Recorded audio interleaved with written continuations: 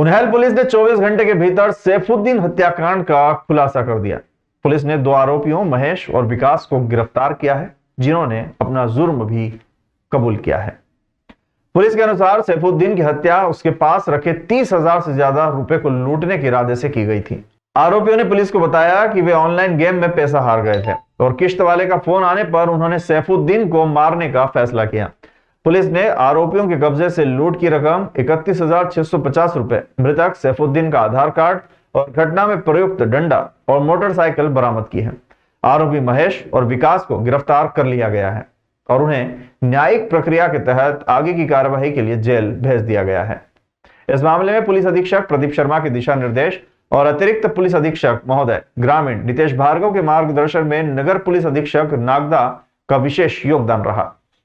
2 दिन पूर्व उन्हेल क्षेत्र के लेकोड़ा गांव में एक हत्या का मामला संज्ञान में आया था। पुलिस ने मौके पर पहुंचकर प्राथमिक कार्रवाई की, साक्ष्य संकलन किया। इसमें तत्काल पूरी टीम ने एकमुश्त होकर जब काम किया तो उसमें हम लोगों ने लगभग मात्र 1 दिन में इसका खुलासा किया। इसमें 2 आरोपी जो उसके परिचित थे वही पाए गए। लोगों ने कुछ पैसे 20 से 22,000 रुपये के लेन देन का मामला था, उस पैसे के लालच में उनकी लकड़ी से सिर पर वार करके हत्या करी है।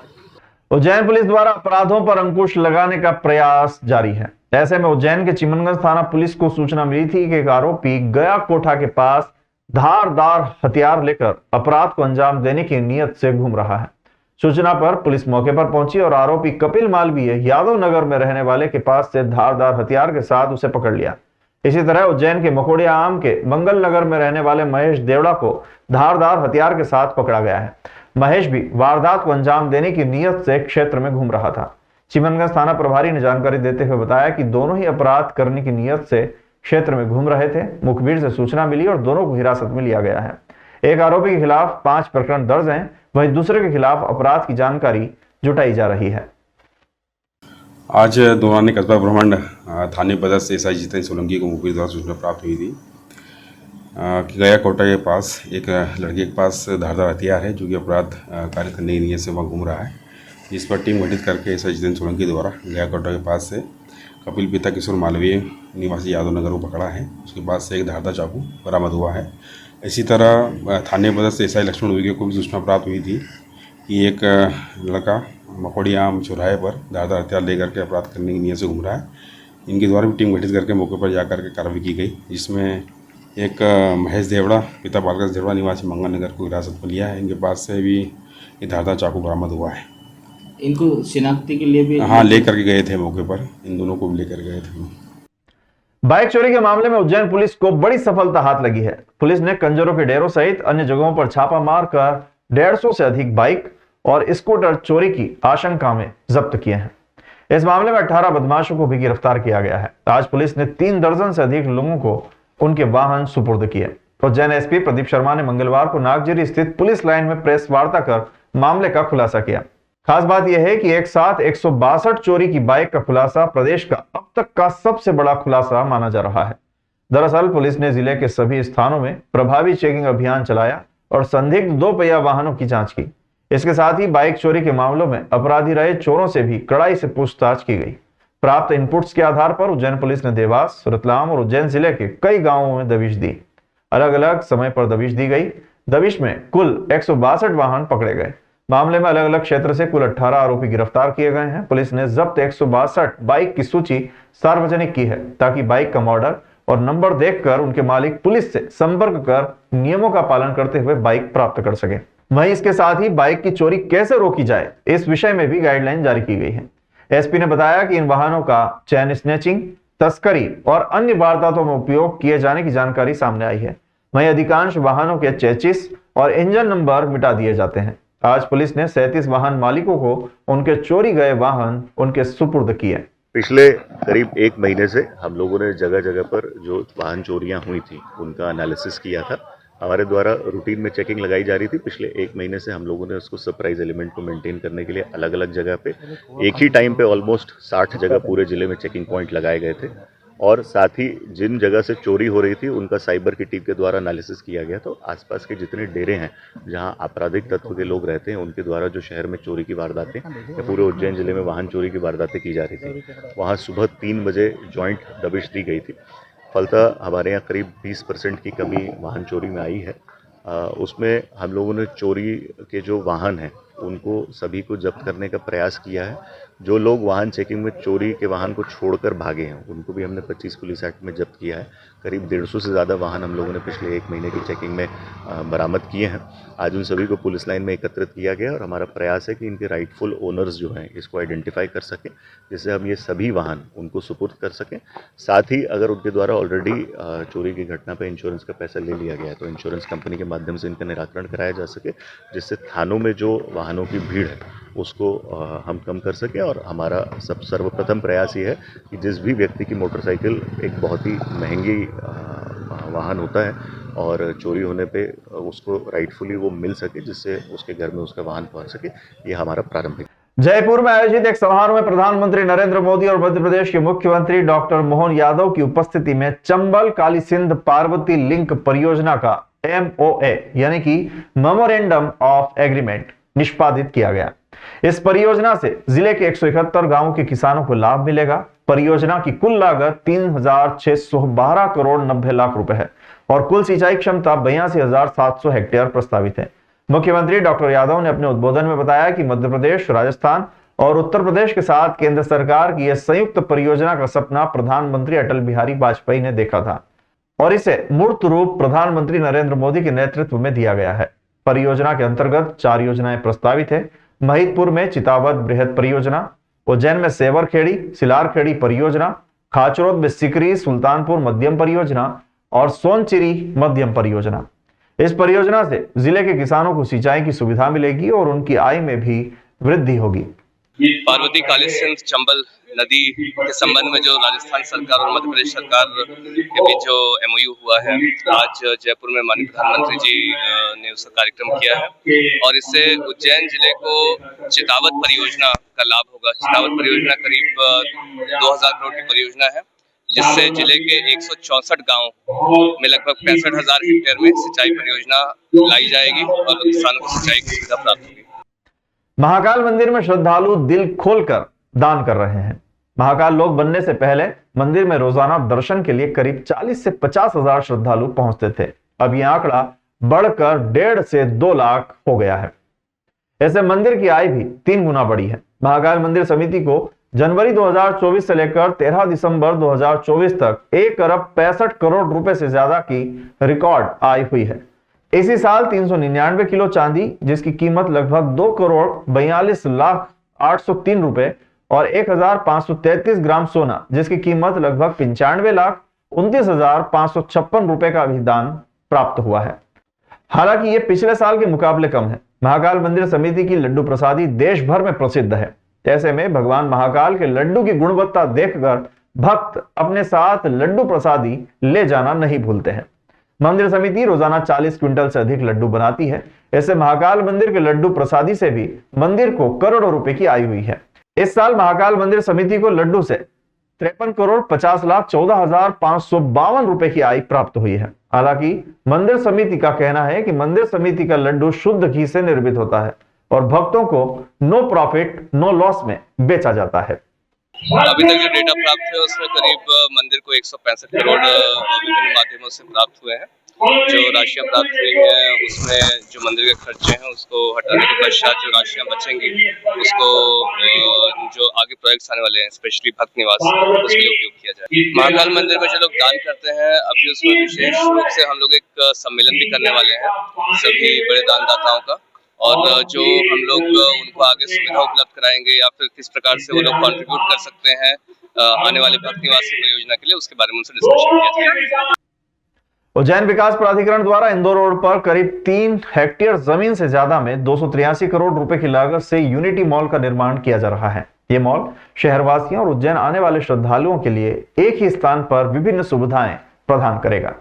यूनिटी मॉल में शोरूम, खाद्य दुकानें, रेस्टोरेंट, गेम जोन, मल्टीप्लेक्स और अन्य सुविधाएं प्राप्त होंगी।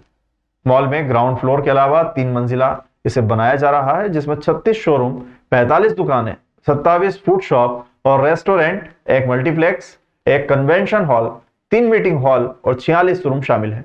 उज्जैन विकास प्राधिकरण की टीम द्वारा इस प्रोजेक्ट को लीड किया जा रहा है। मुख्य कार्यपालन अधिकारी संदीप सोनी, अधीक्षण यंत्री नीरज पांडे, कार्यपालन यंत्री केसी पाटीदार, सहायक मंत्री प्रवीण दुबे, उपयंत्री शैलेंद्र जैन इस टीम में शामिल हैं।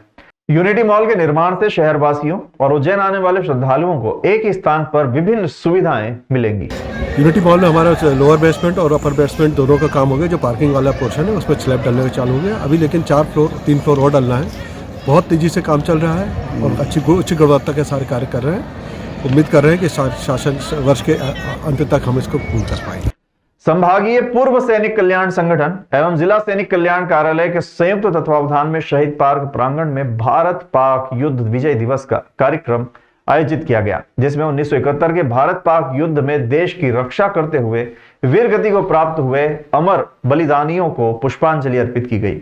वह अमर शहीद बलराम जोशी व शहीद राजा भाव महाकाल की प्रतिमा पर पुष्पमाला अर्पित की गई। इस युद्ध को सक्रिय रूप से लड़ने वाले नगर के निवासी योद्धा हवलदार छगनलाल जी वर्मा, हवलदार हरिनारायण जी शर्मा, हवलदार रमेश चंद्र जी शुक्ला, हवलदार चित्रेश सिंह राठौर का सम्मान किया गया। संगठन के अध्यक्ष सूबेदार कमल सोनी ने 1971 के युद्ध के योद्धाओं के द्वारा अदम्य साहस, युद्ध कौशल और बहादुरी से लड़े गए संग्राम की गाथा का संक्षिप्त वर्णन प्रस्तुत किया। इस अवसर पर जिला सैनिक कल्याण अधिकारी ग्रुप कैप्टन विष्णुदत्त शर्मा, वरिष्ठ समाज सेवी प्रकाश चित्तोड़ा, शकेब कुरैशी जी ने भी सभी को संबोधित किया। कार्यक्रम में कल्याण संयोजक हॉनररी कैप्टन भंवर सिंह जी मेहरावत, संगठन के कोषाध्यक्ष जितेंद्र सिंह राजपूत, ब्रिज कुमार जी तिवारी, अमरलाल जी डोडिया, गुलजी खान, दिलीप सिंह ठाकुर, कुंवर लाखन सिंह जी जादौन, प्रशांत राव, राजेंद्र सिंह पवार, कृष्णा सिकरवार के साथ अनेक जनसामान्य, छात्रगण व मातृशक्ति उपस्थित थी। सभा को जिला सैनिक कल्याण अधिकारी ग्रुप कैप्टन विष्णुदत्त शर्मा, प्रकाश चित्तोड़ा एवं शकेब कुरैशी ने संबोधित किया। जितेंद्र राजपूत ने आभार व्यक्त किया। मित्रों, आज देश कृतज्ञ है उन सभी वीर बहादुर सैनिकों के लिए जिन्होंने अपने प्राणों की आहुति देकर सन 1971 में वो इतिहास रचा जिसकी मिसाल पूरी दुनिया में आज भी दी जाती है। न सिर्फ इतिहास बदला बल्कि भूगोल भी बदल के रख दिया। सर्वप्रथम मैं नमन करता हूँ भारत माता को। उसके पश्चात मैं नमन करता हूँ देश के उन वीर सपूतों को जिनकी वजह से इतिहास में एक अनोखी घटना हुई। आज के दिन 93,000 पाकिस्तानी सैनिकों ने, सशस्त्र सैनिकों ने आत्मसमर्पण किया भारतीय सेना के सामने और इतिहास में न सिर्फ उन्होंने इतिहास को बदला बल्कि भूगोल को भी बदल के रख दिया और एक नए देश बांग्लादेश का उदय हुआ। आज मैं नमन करता हूँ उन वीर सपूतों को जिन्होंने अपने प्राणों की आहुति दी और उन सभी वीर सपूतों को भी जिन्होंने इस ऑपरेशन विजय के अंदर, आज विजय दिवस जिसका हम मना रहे हैं, उसके अंदर अपने प्राणों की परवाह किए बिना ये इस महान कार्य को अंजाम दिया। कर्तव्य राष्ट्र का है यति पावन, अपने शहीद वीरों का वह जयगान करे। सम्मान राष्ट्र को दिया अपना जीवन दे, राष्ट्र सदा उनकी यादों का सम्मान करे। आज उज्जैन संभाग पूर्व सैनिक कल्याण संगठन एवं जिला सैनिक कल्याण कार्यालय उज्जैन के तत्वाधान में 1971 16 दिसंबर को जो भारतीय सेना के जाबाज योद्धाओं ने पाकिस्तानी सेना को जो धूल चटाई थी और 93,000 सैनिकों को गिरफ्तार किया था और करीब हमारे 5,000 सैनिकों ने अपने प्राणों का उत्सर्ग किया था और बांग्लादेश जैसे राष्ट्र का उदय किया था। आज हम लोग उन रणबांकुरों को श्रद्धांजलि और पुष्पांजलि अर्पित करने के लिए यहाँ उपस्थित हुए हैं और सदैव हम इन सैनिकों को और इन योद्धाओं को हमेशा याद करते रहें। आज के इस कार्यक्रम का उद्देश्य यही है। श्री महाकालेश्वर मंदिर प्रबंध समिति को पंजाब नेशनल बैंक की ओर से 2 ई कार्ड भेंट की गई है। ये ई कार्ड महाकाल लोक में वृद्ध, दिव्यांग और अशक्त भक्तों के लिए उपयोग की जाएगी। प्रशासक गणेश कुमार धाकड़ ने बताया कि पंजाब नेशनल बैंक द्वारा मंदिर प्रबंध समिति को ये ई कार्ड भेंट की गई है। श्री महाकालेश्वर मंदिर प्रबंध समिति की ओर से प्रशासक गणेश कुमार धाकड़ ने पंजाब नेशनल बैंक के अधिकारियों को धन्यवाद ज्ञापित कर उनका सम्मान किया। ई कार्ड का पूजन पंडित पीयूष चतुर्वेदी और पंडित विपुल चतुर्वेदी द्वारा संपन्न करवाया गया। इस अवसर पर शैलेंद्र सिंह बोरा, अंचल प्रबंधक, भोपाल पंजाब नेशनल बैंक, विजय कुमार, मंडल प्रमुख, उज्जैन पंजाब नेशनल बैंक और अन्य अधिकारी उपस्थित थे। महाकालेश्वर आशीर्वाद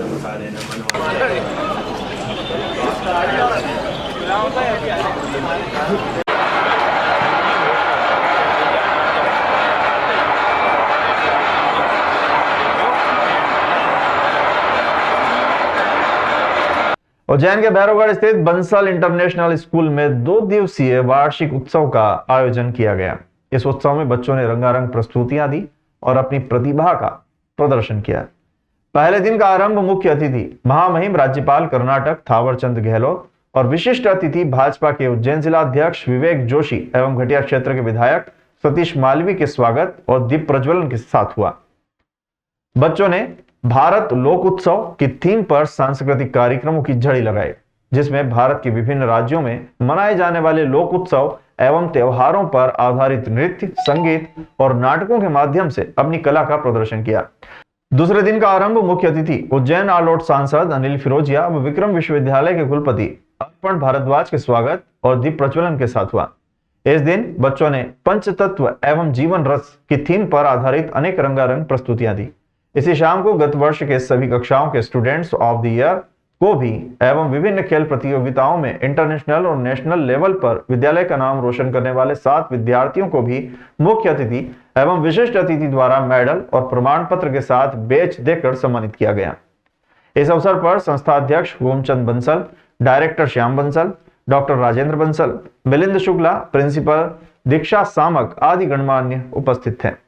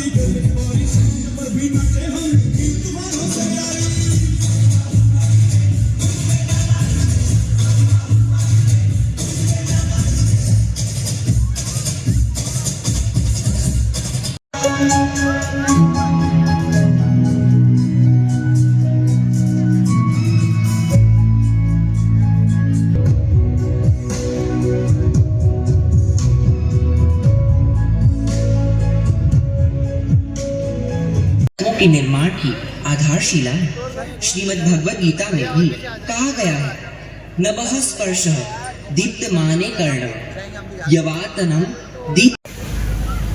बंसल परिवार से मेरे पारिवारिक संबंध, ये तराना में जब उज्जैन आए तो उन्होंने मना किया मुझे यहाँ अस्पताल खोलना। तमाम विद्यालयों, महाविद्यालयों और विश्वविद्यालयों का हमने भ्रमण किया। ये कहूँ कि यह जो संस्थान है, यह भूलने की बात है। संस्था की स्थापना की शुरुआती दौर में हमको थोड़ा कष्ट हुआ, लेकिन आप सबके सहयोग से और आपके विश्वास के कारण संस्था तेजी से आगे बढ़ रही है। किसी भी दृष्टि में हमारा संस्था से विद्यार्थी पढ़ करके किसी क्षेत्र में जाए तो हमारे संस्कारों को संसदीय क्षेत्र की बुलंद आवाज माननीय अनिल फिरोजिया जी, विक्रम विश्वविद्यालय के कुलगुरु माननीय प्रोफेसर अर्पण भारद्वाज जी, मेरे अनुज बड़े भाई मुकम जी, श्याम जी। आर के बंसल इंटरनेशनल स्कूल का आज वार्षिक उत्सव, ये चौथा वर्ष है और चौथा वर्ष का आज वार्षिक उत्सव था। वास्तव में विषम परिस्थितियों में ये स्कूल की स्थापना हुई, जब कोविड था, जब पूरा विश्व त्राही नाम कर रहा था, जब इस स्कूल की स्थापना हुई और बंसल परिवार की इच्छा शक्ति से आज ये 4 वर्ष में बड़ा अच्छे प्रगति करी है। और सबसे बड़ी बात है कि यहाँ पे स्पोर्ट्स के लिए और बच्चों के बौद्धिक विस्तार के लिए बच्चों को एक अच्छी संस्कार मिले, अच्छी संस्कृति मिले, शिक्षा के अलावा ये भी प्रयास किए जा रहे हैं। तो वास्तव में बंसल जो इंटरनेशनल स्कूल है, मैं उसको बहुत बहुत साधुवाद देता हूँ और मुझे पूर्ण विश्वास है कि यहाँ से जो बच्चे निकलेंगे वो प्रदेश का नहीं तो अपितु देश का, विश्व में नाम रोशन करेंगे। आर के बंसल इंटरनेशनल स्कूल की स्थापना का 4था वर्ष है, वार्षिक शो का 3रा वर्ष है। इस स्कूल की स्थापना बंसल परिवार ने एक उद्देश्य को लेकर की, भारतीय संस्कृति के साथ आधुनिक शिक्षा। यहाँ पर आने वाला बच्चा सुसंस्कारित शिक्षा प्राप्त कर, संस्कार युक्त शिक्षा प्राप्त कर देश में और विश्व में अपना नाम रोशन करे। यहाँ जो बच्चा विद्यार्थी पढ़ता है उसके सर्वांगीण विकास की चिंता पाली जाती है। आधुनिक शिक्षा के साथ साथ खेल जगत में उसका नाम रोशन हो, अपनी प्रतिभा को वो निखार सके, इसलिए वार्षिक उत्सव में प्रत्येक विद्यार्थी विद्यालय में पढ़ने वाला मंच पे अपनी प्रतिभा का प्रदर्शन करता है। इसी कारण से 4 वर्ष के अंदर इस विद्यालय के 18 विद्यार्थी नेशनल और इंटरनेशनल मापदंडों पे खरे उतर के हमारी एक बालिका नेशनल में शूटिंग में गोल्ड मेडल लेकर के आई, एक बालिका हमारी पिस्टल में गोल्ड मेडल लेके आई, एक हमारे यहाँ का बालक लाठी में गोल्ड मेडल और कांस्य पदक जीत के आए। ऐसे अन्य विद्यार्थी 18 विद्यार्थी हमारे यहाँ पर 4 साल के अंदर नेशनल लेवल पर खेल प्रतिभा का प्रदर्शन किया है। पिछली बार 10वीं के रिजल्ट में हमारे विद्यार्थी ने प्रथम स्थान प्राप्त किया है।